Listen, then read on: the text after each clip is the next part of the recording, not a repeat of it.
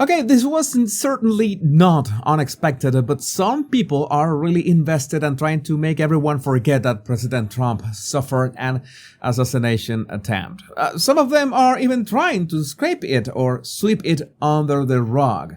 And 2 very crazy weeks have already passed, and the latest attempt has been from Google today. And the attempt is literally not suggesting that this assassination attempt happened, like at all. You go for the search bar and you write assassination attempt of Trump. No, Trump does not appear.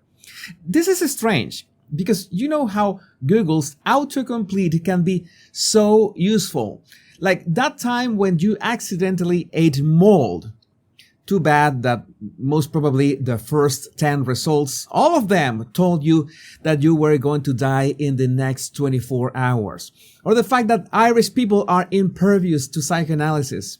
A big letdown for Sigmund Freud, no doubt about it. But it seems that this is something people is interested in finding out. Not to mention that the people who, upon jumping, have a little leakage accident.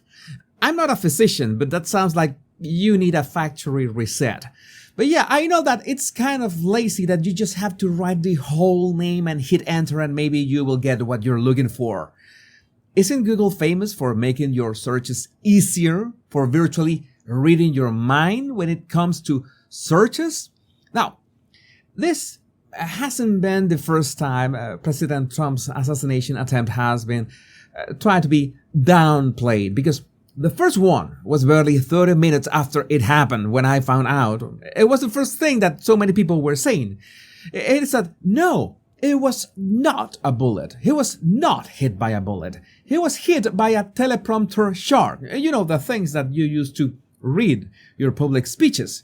You have all sorts of photos from that day after those critical moments when you see that both teleprompters were perfectly fine, especially the one on the right, that is the one who could have broken and hit Trump. And you can even have comments of people claiming, well, maybe there was a third teleprompter, and you just can't with some people. But again, they say that maybe it was a teleprompter shark that hit Trump and not a bullet. And then the most stupid question in the world would be, what broke the teleprompter in the first place? Yes, a bullet fired by an AR-15, or may I correct myself, it was not fired by a rifle. It was fired by a human operating that rifle. That is important. But an important thing, teleprompter down or not, it was a bullet or a series of bullets that were fired. Not to mention that the amazing photo of Doug Mills from the New York Times that froze this supersonic bullet in mid-air, and it had all these sorts of experts claiming that why would he be having such a fast shutter speed to be able to take that picture? It doesn't make sense. I don't use it even for sports, they say, and I already explained that on my X account. And I asked all these experts, have you ever tried to take pictures pointing your camera at the bright sky? That would explain all of their questions. I was going to make a video explaining this picture in detail. Maybe I will do it at some point, but you can still refer to my thread on X. But at the same time, I don't understand how people can say, why did a professional photographer bring a professional camera to his job to take pictures? Why did he bring such a high-end camera? And I said, no, these people are a league of their own in many ways. These people cannot be real. And we also had the ex-Secret Service lady grilled by Congress 9 days after the fact, saying that, well, it was all ongoing investigations. Do you think it was a lone gunman? It is an ongoing investigation. How many cartridges were there? You have to ask the FBI. Do you have any records of the communications? We have no records of communications. I already blasted her for that. That is incomprehensible. She hands down acted like whatever happened that day was so murky and mysterious, and the public opinion was quick on casting doubts over the event. But the backlash, I think that she did not expect the backlash, so she resigned the following day. The next was Director Ray from the FBI, who was asked, and well, he was just a tad more cooperative with the questions.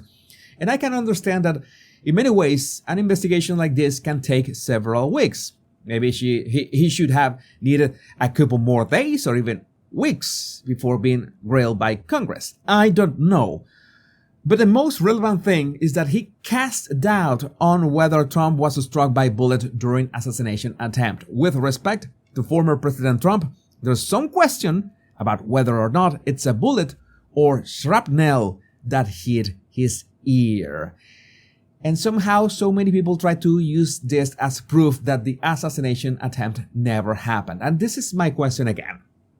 If you have two options, either a bullet or shrapnel, where does the shrapnel come from? Yeah, that's right. It would come from the firing of a bullet hitting something anyway. So we end up in the same place. A bullet fired by a gunman with his AR-15. If it was a lone gunman, which, well, it has not been confirmed yet as of the making of this video. But the bullet or shrapnel thing is like an old tree falling and hitting a man. And you don't know if it was the tree or a branch of the tree that hit the man. And you would say, well, the tree just fell down. That is the most relevant thing. Whether the man was hit by the trunk or the branch, we can safely say that the falling of the tree was the most important triggering event of the situation, as in the bullet fired from the rifle. The 8 bullets in total. We heard 8 bullets, right? 8 casings were recovered from the roof.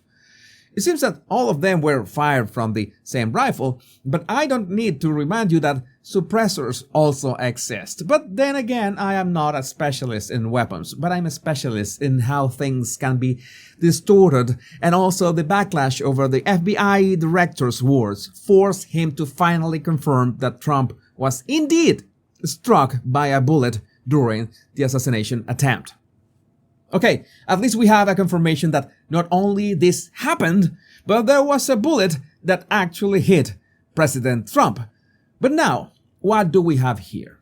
And this is almost comical if it wasn't so sad. Trump appears without the bandage, and somehow his ear is not a bloody mess or doesn't have scars or something like that. Then people start to complain. Oh, I thought he had gone full Van Gogh. Or, you see, it was just a scratch. It was no big deal.